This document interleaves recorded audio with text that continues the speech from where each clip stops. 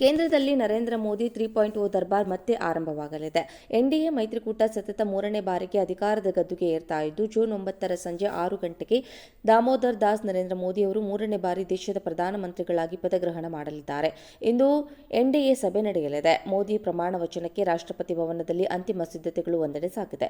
ಇತ್ತ ದೆಹಲಿಯ ಸಂಸತ್ ಭವನದಲ್ಲಿ ಎನ್ಡಿಎ ಮಿತ್ರ ಪಕ್ಷಗಳ ಸಂಸದೀಯ ಸಭೆ ನಡೆದಿದೆ.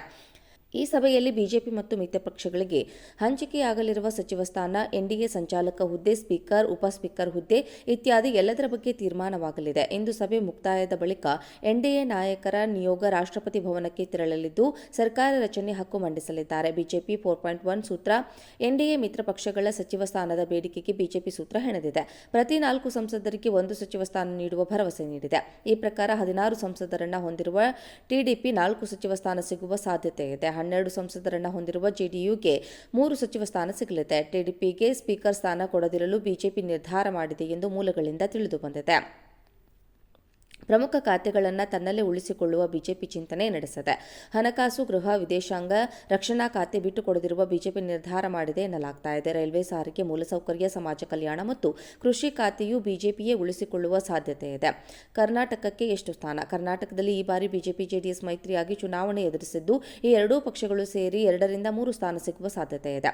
ಕುಮಾರಸ್ವಾಮಿಗೆ ಮಂತ್ರಿ ಸ್ಥಾನ ಸಿಗುವುದು ಬಹುತೇಕ ಖಚಿತ. ಪ್ರಹ್ಲಾದ್ ಜೋಶಿ ಕ್ಯಾಬಿನೆಟ್ ದರ್ಜೆ ಸಚಿವರಾಗಿ ಮುಂದುವರಿಯುವ ಸಾಧ್ಯತೆ ಇದೆ.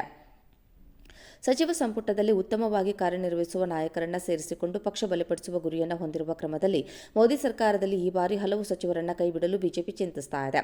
ಸಚಿವ ಸ್ಥಾನ ಬಿಟ್ಟು ಹೋಗುವವರಲ್ಲಿ ಇತ್ತೀಚಿನ ಲೋಕಸಭೆ ಚುನಾವಣೆಯಲ್ಲಿ ಪರಾಜಿತರಾಗಿರುವ ಸಚಿವರು ಆಗಿರಬಹುದು. ಅವರು ಸಾಂಸ್ಥಿಕ ಜವಾಬ್ದಾರಿಗಳನ್ನು ಪಡೆಯುತ್ತಾರೆ ಅಥವಾ ರಾಜ್ಯಸಭೆಗೆ ಪ್ರವೇಶಿಸಬಹುದು ಎಂದು ಮೂಲಗಳು ತಿಳಿಸಿವೆ. ಮೋದಿ ಅವರ 2ನೇ ಅವಧಿಯ ಸುಮಾರು 19 ಮಂತ್ರಿಗಳು ದೊಡ್ಡ ಮತಗಳ ಅಂತರದಿಂದ ಚುನಾವಣೆಯಲ್ಲಿ ಸೋತಿದ್ದಾರೆ. ಅವರಲ್ಲಿ ಪ್ರಮುಖರು ಸ್ಮೃತಿ ಇರಾನಿ, ರಾಜೀವ್ ಚಂದ್ರಶೇಖರ್, ಆರ್.ಕೆ. ಸಿಂಗ್ ಮತ್ತು ಅರ್ಜುನ್ ಮುಂಡಾ. ಎಲ್ಲಾ ಕ್ಯಾಬಿನೆಟ್ ಮಂತ್ರಿಗಳು ಚುನಾವಣಾ ಹಿನ್ನಡೆ ಅಥವಾ ಕಡಿಮೆ ಅಂತರದಲ್ಲಿ ಗೆದ್ದವರ ಬದಲಿಗೆ ಹೊಸ ಮುಖಗಳನ್ನು ಪರಿಚಯಿಸಲು ಬಿಜೆಪಿ ನಾಯಕತ್ವ ಸಜ್ಜಾಗಿದೆ ಎಂದು ಮೂಲಗಳು ಹೇಳ್ತಾವೆ.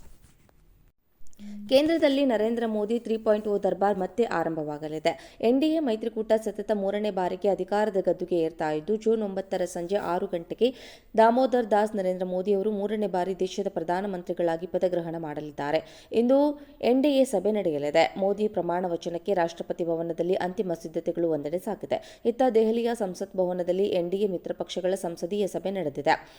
ಈ ಸಭೆಯಲ್ಲಿ ಬಿಜೆಪಿ ಮತ್ತು ಮಿತ್ರ ಪಕ್ಷಗಳಿಗೆ ಹಂಚಿಕೆಯಾಗಲಿರುವ ಸಚಿವ ಸ್ಥಾನ, ಎನ್ಡಿಎ ಸಂಚಾಲಕ ಹುದ್ದೆ, ಸ್ಪೀಕರ್, ಉಪ ಸ್ಪೀಕರ್ ಹುದ್ದೆ ಇತ್ಯಾದಿ ಎಲ್ಲದರ ಬಗ್ಗೆ ತೀರ್ಮಾನವಾಗಲಿದೆ. ಇಂದು ಸಭೆ ಮುಕ್ತಾಯದ ಬಳಿಕ ಎನ್ಡಿಎ ನಾಯಕರ ನಿಯೋಗ ರಾಷ್ಟ್ರಪತಿ ಭವನಕ್ಕೆ ತೆರಳಲಿದ್ದು, ಸರ್ಕಾರ ರಚನೆ ಹಕ್ಕು ಮಂಡಿಸಲಿದ್ದಾರೆ. ಬಿಜೆಪಿ 4.1 ಸೂತ್ರ.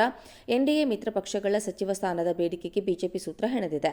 ಪ್ರತಿ 4 ಸಂಸದರಿಗೆ 1 ಸಚಿವ ಸ್ಥಾನ ನೀಡುವ ಭರವಸೆ ನೀಡಿದೆ. ಈ ಪ್ರಕಾರ 16 ಸಂಸದರನ್ನ ಹೊಂದಿರುವ ಟಿಡಿಪಿ 4 ಸಚಿವ ಸ್ಥಾನ ಸಿಗುವ ಸಾಧ್ಯತೆ ಇದೆ. 12 ಸಂಸದರನ್ನ ಹೊಂದಿರುವ ಜೆಡಿಯುಗೆ 3 ಸಚಿವ ಸ್ಥಾನ ಸಿಗಲಿದೆ. ಟಿಡಿಪಿಗೆ ಸ್ಪೀಕರ್ ಸ್ಥಾನ ಕೊಡದಿರಲು ಬಿಜೆಪಿ ನಿರ್ಧಾರ ಮಾಡಿದೆ ಎಂದು ಮೂಲಗಳಿಂದ ತಿಳಿದುಬಂದಿದೆ.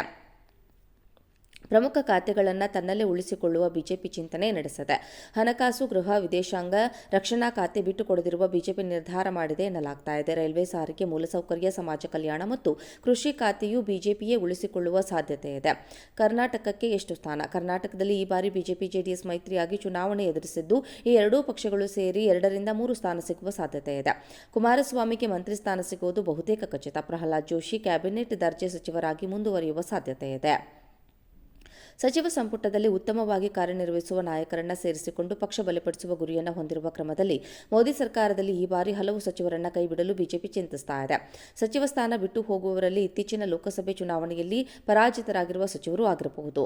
ಅವರು ಸಾಂಸ್ಥಿಕ ಜವಾಬ್ದಾರಿಗಳನ್ನು ಪಡೆಯುತ್ತಾರೆ ಅಥವಾ ರಾಜ್ಯಸಭೆಗೆ ಪ್ರವೇಶಿಸಬಹುದು ಎಂದು ಮೂಲಗಳು ತಿಳಿಸಿವೆ.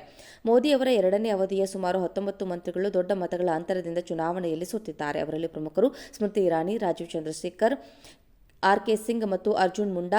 ಎಲ್ಲಾ ಕ್ಯಾಬಿನೆಟ್ ಮಂತ್ರಿಗಳು ಚುನಾವಣಾ ಹಿನ್ನಡೆ ಅಥವಾ ಕಡಿಮೆ ಅಂತರದಲ್ಲಿ ಗೆದ್ದವರ ಬದಲಿಗೆ ಹೊಸ ಮುಖಗಳನ್ನು ಪರಿಚಯಿಸಲು ಬಿಜೆಪಿ ನಾಯಕತ್ವ ಸಜ್ಜಾಗಿದೆ ಎಂದು ಮೂಲಗಳು ಹೇಳ್ತಾವೆ.